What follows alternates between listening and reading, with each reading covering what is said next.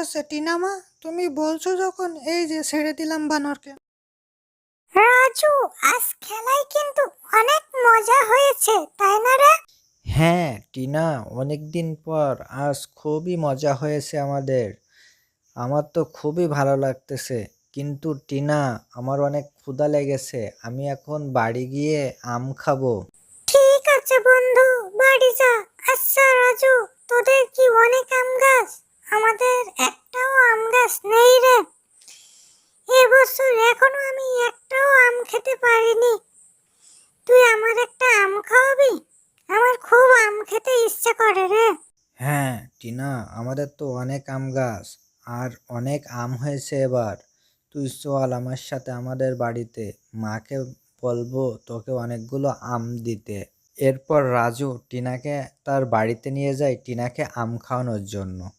রাজুর মা বাবা ছিল বাঘ ও বাঘিনী। তাদের আম বাগানে আম পাড়ছিল।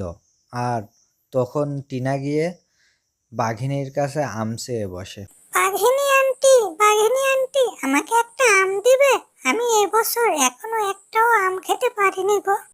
কোথা থেকে এসব গরিব ফকির ছোট লোকগুলো আসে? আমের দাম জানিস তুই? আম খেতে চাইছিস? আমের অনেক টাকা দাম। তোর বাবা মা আম কিনে খাওয়ায়নি তোর? তোর বাবা মাকে গিয়ে বল আম কিনে খাওয়াতে। মা, ও মা, তুমি টিনাকে এমনভাবে বকতিছ কেন? ছোট একটা আম টিনাকে দাও না গো। এবছর টিনা এখনো আম খেতে পারেনি। আমি না হলে আজ আম খাবো না। আমার ভাগের আমটুকুই না হলে টিনাকে দিয়ে দাও। রাজু, কেনার জন্য তোর যে দেখছি দরদ উতলে উঠছে। তোর না বলেছি ওসব গরিব ফকির ছোট লোকদের ছেলেপিলেদের সাথে মেলামেশা করবি না। ওরা গরিব ছোট লোক, আমরা অনেক বড় লোক। আমাদের স্ট্যাটাসের সাথে ওদের স্ট্যাটাসে যাই। আমাদের স্ট্যাটাসের সাথে যাদের স্ট্যাটাস মেলে সেই সব লোকদের সাথে আমাদের মেলামেশা করতে হবে, বুঝেছিস? আর যেন দেখি না তোকে এইসব গরিব ফকির ছোট লোকদের ছেলেপিলেদের সাথে মেলামেশা করতে। আর টিনা, আম খেতে হলে বাড়ি থেকে টাকা নিয়ে আসতে হবে, না হলে আমার বাড়ির আশেপাশেও যেন দেখি না তোকে। যা, এক্ষুনি আমার বাড়ি থেকে বেরিয়ে যা। বাঘিনীর ওইসব কথা শুনে টিনা কাঁদতে কাঁদতে বাড়িতে যেয়ে তার মাকে বলতে থাকে। ও মা, মা, জানো আমি রাজুর সাথে ওদের বাড়িতে গেছিলাম, ওদের আম গাছে অনেক আম ধরেছে। আমি বাঘিনী আন্টির কাছে একটা আম খেতে চাইলাম। বাঘিনী আন্টি আমাকে তো আম দিলই না, আরো অনেক কথা শোনালো, বললো আমরা নাকি গরিব ফকির ছোট লোক, এই বলে তাড়িয়ে দিল। আম খেতে হলে টাকা দিয়ে কিনে খেতে হবে বল। তুই কেন গেছিলি মা রাজুদের বাড়িতে আম চাইতে? তুই তো জানিস মা, আমরা কত গরিব। মানুষের বাড়িতে কাজ কাম করে তিন বেলা ঠিক মতো খাবারও জোগাড় করতে পারি না। তোর আম কিনে খাওয়াবো কি করে? আচ্ছা মা, তুই মন খারাপ করিস না। আমি টাকা জমিয়ে জমিয়ে তোর আম কিনে খাওয়াবো। তুই যেন ওদের বাড়ির আশেপাশে আর যাস নে কখনো। জানিস তো মা, তুই যখন ছোট তখন তোর বাবা মারা গেছে। তখন থেকেই কত কষ্ট করে সংসারটা চালাচ্ছি, তোকে লেখাপড়া করাচ্ছি। ঠিক আছে মা, আমি আর কখনোই তোমার কাছে আম খেতে চাইবো না। রাজুদের বাড়ির আশেপাশেও কখনো আর যাব না। আচ্ছা মা, আমের আটি থেকেও তো আমের চারা হয়, তাই না? তারপরে বড় আম গাছ হয়। আমিও তাহলে আমের আটি থেকে আম গাছ লাগাবো আর গাছটাকে অনেক যত্ন করব। দেখবে মা, আমার আম গাছ থেকে অনেক আম ধরবে আর আমি সেই আম মজা করে, খুব মজা করে খাবো। ঠিক আছে মা, তোর মন যখন চাইছে আমের আঠি লাগিয়ে আমের চারা তৈরি করে সেই চারা বড় করবি, তাহলে তাই করিস। এখানে আমি কিছু বলবো না মা।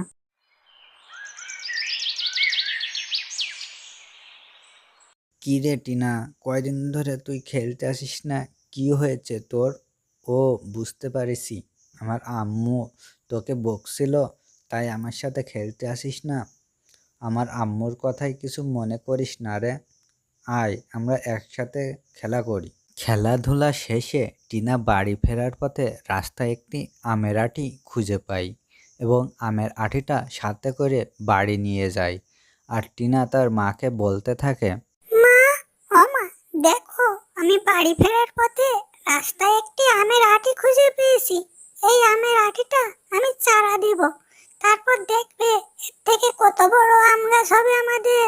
দূর পাগলি, এই আমের আঁটি থেকে কবে চারা হবে আর বড় গাছ হবে, আর তুই কবে এর থেকে আম খাবি?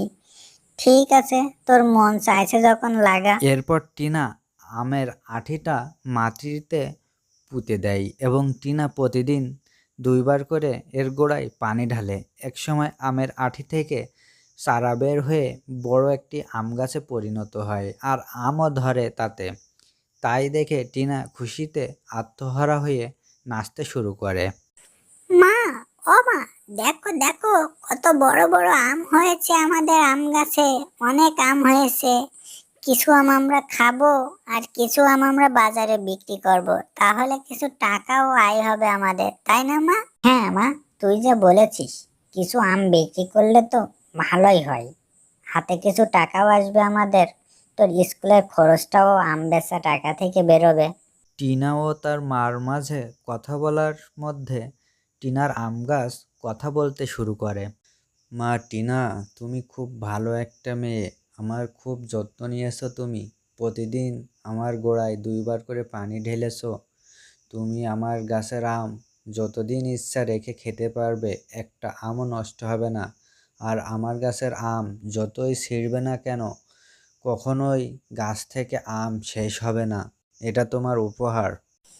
দেখো মা, দেখো আমার আম গাছে কথা বলছে আর বলছে যে এই আম আমরা যতদিন ইচ্ছা রেখে খেতে পারবো, আর আমরা যতই আম ছিঁড়ি না কেন কখনোই আম শেষ হবে না আমাদের গাছ থেকে।